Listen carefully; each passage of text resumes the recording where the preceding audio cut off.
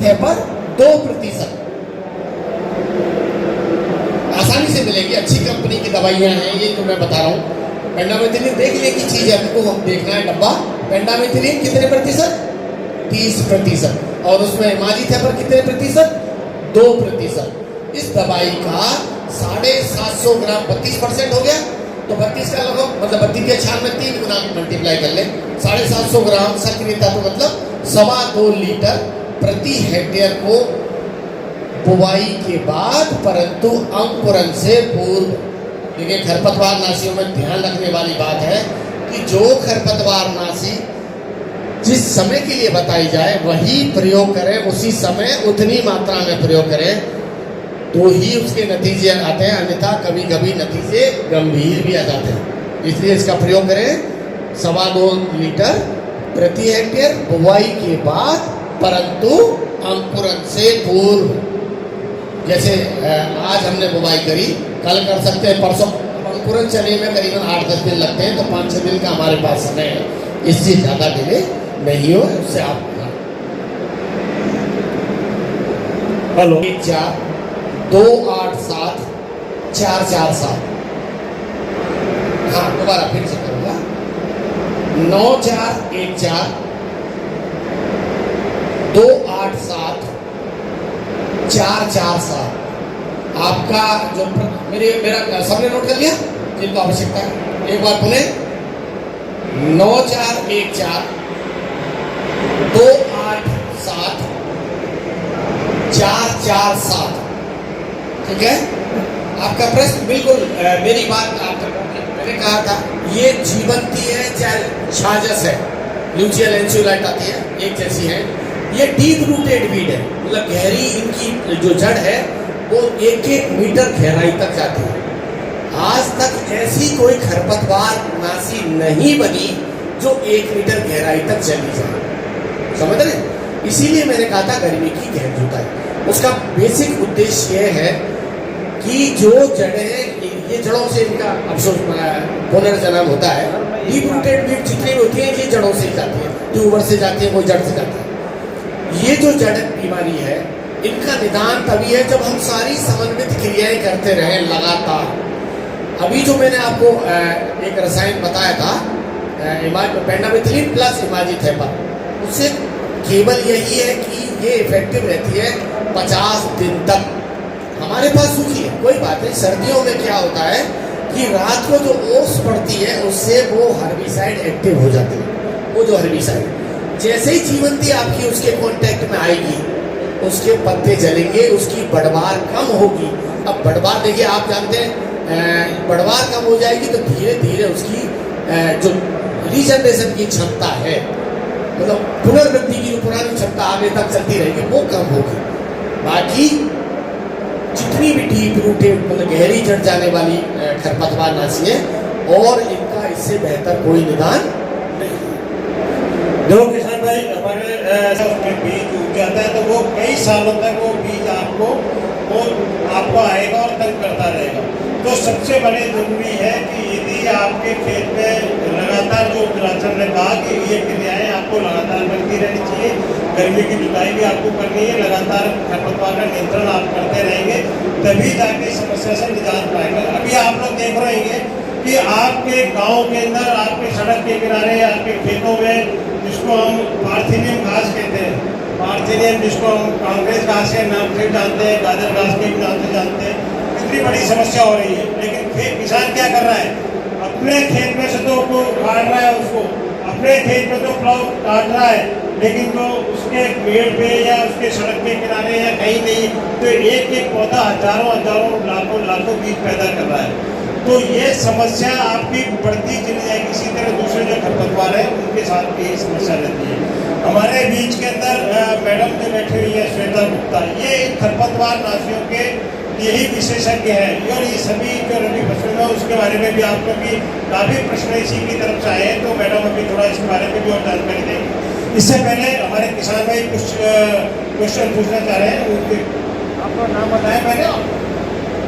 मैं नवीन चौधरी दूनी district top से हूँ।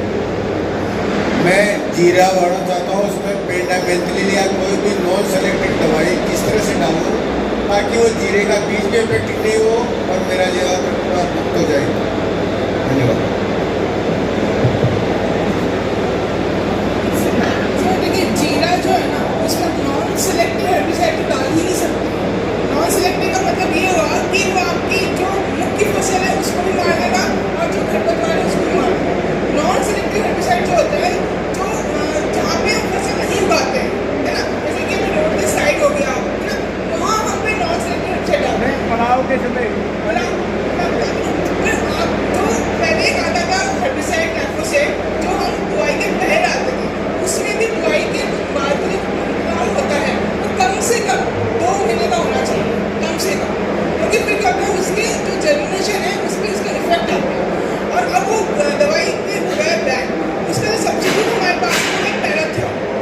अभी तक 2 ही हेर्बिसाइड है जो नॉन सिलेक्टिव थे, ग्लाइफोसेट और पैराथियन। क्योंकि ग्लाइफोसेट तो हमारे पे बैन हो गया है तो इसकी जगह हम पैराथियन के ऊपर जा रहे हैं।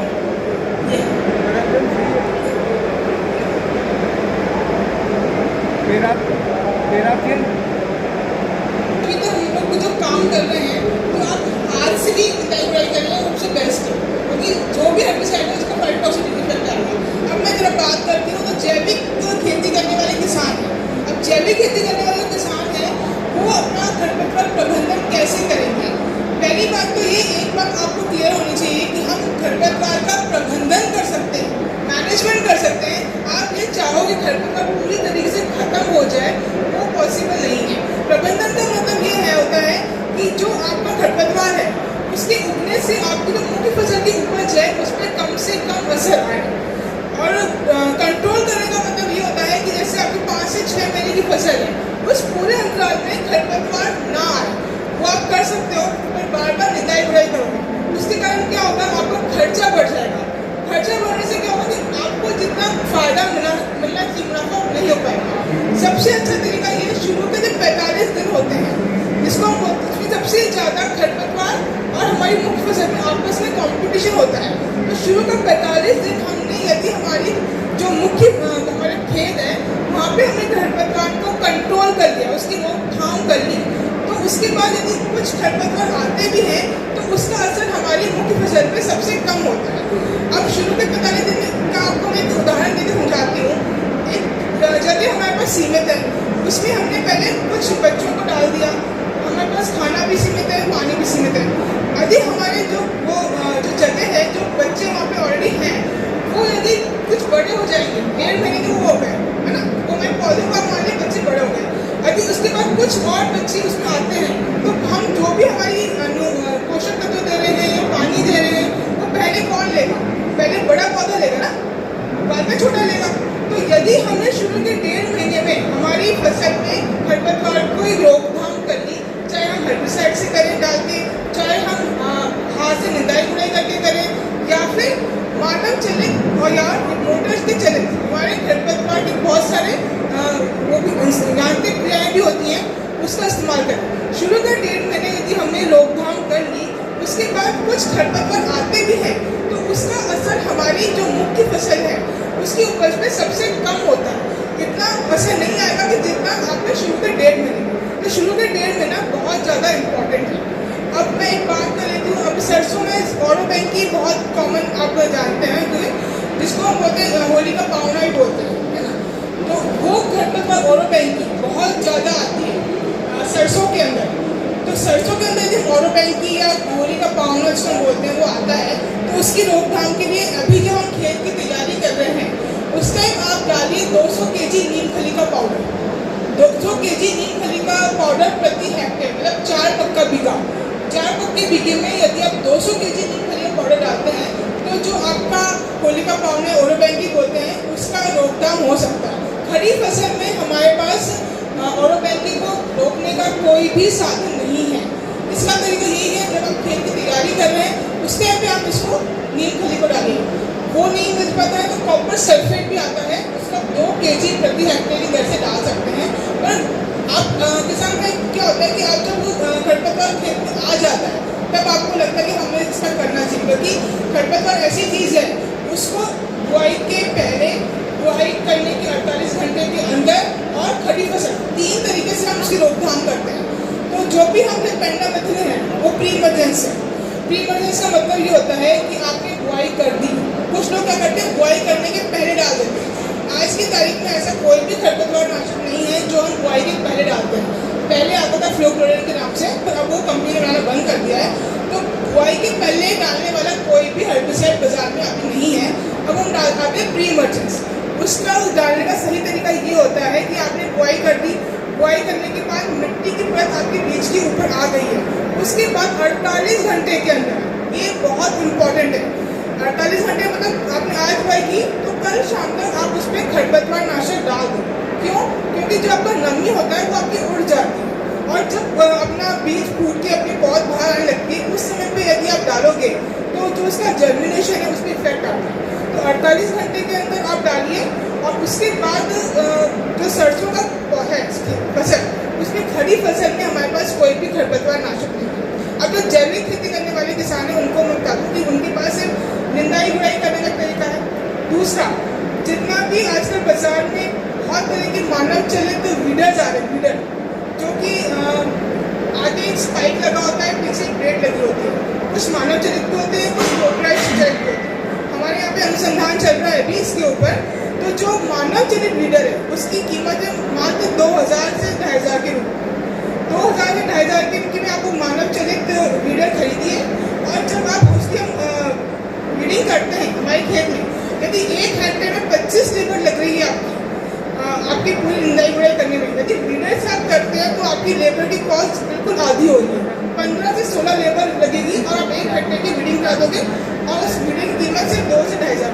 यदि आप जो मुनाफा की बात करते हो, मुनाफे में भी हम यदि कंपेयर करोगे तो केमिकल्स के भी बराबर वो आ रहा है। तो जो जैविक खेती वाले किसान हैं उनको मैं ये कहना चाहूँगी कि आप जो मानव चलित वीडर है या फिर जो मोटराइज चलित वीडर है उनको इस्तेमाल करिए। मोटराइज वीडर में ये एक समस्या ये आती है कि जब जिनकी फसल की दूरी रो से रो की दूरी 40 सेंटीमीटर है उसमें तो हम काम में ले सकते हैं, और जो मानव चलित वाला है वो 30 सेंटीमीटर जिसमें होती है उसमें आप काम में ले सकते हैं। गेहूँ के लिए अभी हमारे पास अच्छा कोई वीडर नहीं है, पर जो हमारे पास मान लीजिए चना है आपके, अभी आप बोगे, सरसों आप बोगे, उसमें आप आराम से मानव चलित वीडर को इस्तेमाल करिए। आपकी जो लेबर की जो है, जितना आपको लेबर लगा रहे हो उससे आधी लेबर लगेगी। और कोई सवाल यदि आप करना चाहें तो हमारे यहाँ पे पेंडामेथिलिन हम लोग डालते थे, तो पेंडामेथिलिन जो है बथुआ को तो मार देता है, पर जो जंगली पालक आता है उसको नहीं मार पाता। तो एक नया अभी खरपतवार नाशक आया है, पेंडामेथिलिन और पाइरोसल्फोन, इन दोनों को टैंक मिक्स हम डालते हैं। पाइरोसल्फोन नया हेर्बिसाइड है, और इसका जो डोज रहता है वो रहता है अपना 107 ग्राम सक्रिय तत्व प्रति हेक्टेयर। यदि इन दोनों को हम बुआई करने की 48 घंटे के अंदर, जो पेंडामेथिलिन है वो तो 750 ग्राम सक्रिय तत्व प्रति हेक्टेयर प्लस पाइरोसल्फोन आपका 85% आता है, और वो आता है 107 ग्राम सक्रिय तत्व प्रति हेक्टेयर। इन दोनों को मिला के बुआई के 48 घंटे के अंदर डालते हैं गेहूँ की फसल में, तो उसमें आपके जो भी खरपतवारनाशक है